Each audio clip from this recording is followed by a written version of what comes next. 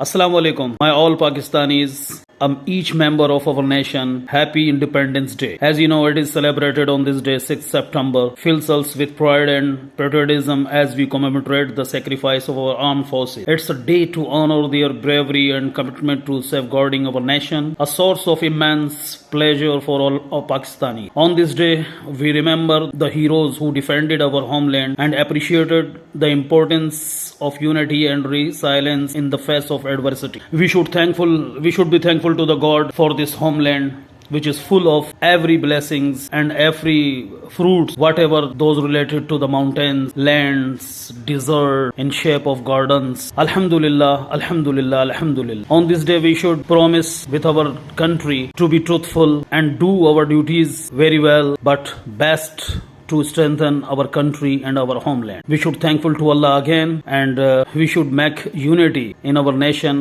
to love each other, to love our country. Pakistan Zindabad. Assalamu alaikum.